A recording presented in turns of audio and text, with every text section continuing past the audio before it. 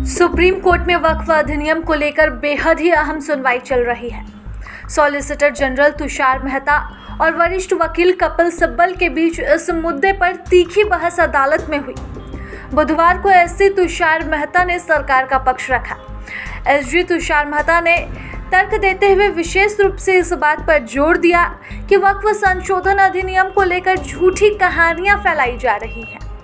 SG Tushar Mehta ने अदालत को बताया कि 1923, 1954 और 1995 के वक्फ अधिनियमों में स्पष्ट रूप से यह प्रावधान था कि कोई भी व्यक्ति वक्फ संपत्ति का पंजीकरण करा सकता है।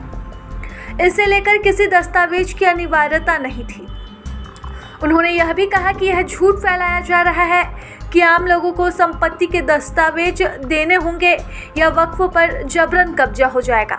वास्तव में पंजीकरण की प्रक्रिया पारदर्शिता सुनिश्चित करने के लिए थी, न कि दमन का साधन। सरकार की तरफ से एसजी तुषार मेहता ने कहा कि हमने 1923 से चली आ रही बुराई को खत्म किया।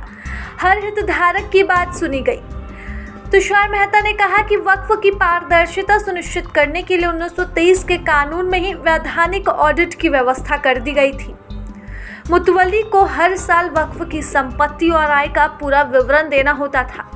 याचिकाकर्ता ने इस बात पर तर्क दिया कि इस प्रावधान पर कोई असर नहीं हुआ, लेकिन अदालत ने माना कि यह दायित्व महत्वपूर्ण था। तो वहीं इस पर सीजेआई गवाही ने कहा कि सिब्बल तकनीकी रूप से सही है, लेकिन मेहता ने इसका विरोध किया और इसे कानून की गलत व्याख्या कहा है।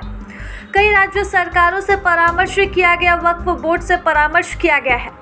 जेपीसी ने हर खंड में दर्ज किया है कि वक्फ बोर्ड किस खंड से सहमत है या नहीं है। विस्तृत रिपोर्ट तैयार की गई, कुछ सुझाव स्वीकार किए गए या स्वीकार नहीं किए गए।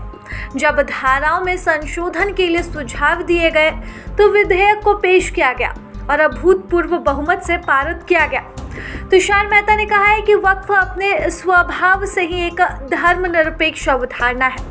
मेहता कहते हैं कि 1954 का वक्फ अधिनियम स्वतंत्र भारत में पहला व्यापक कानून था। इसमें 1923 के कानून की तुलना में एक और परत जोड़ी गई थी, वक्फ संपत्तियों का सर्वेक्षण। अब यदि कोई पंजीकरण नहीं कराता है तो प्रशासन स्वतः ही सर्वेक्षण करेगा।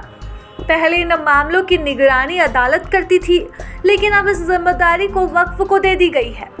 इससे कानून की निगरानी और अनुपालन की व्यवस्था और सशक्त हुई है।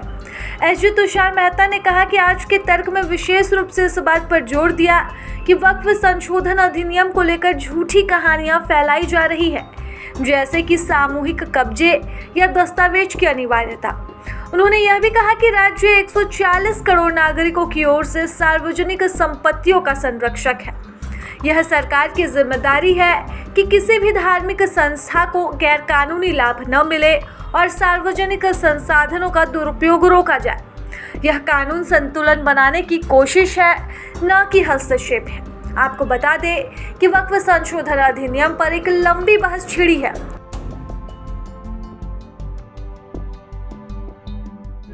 प्रभातखबर.com, विश्वास वही, रफ्तार नहीं।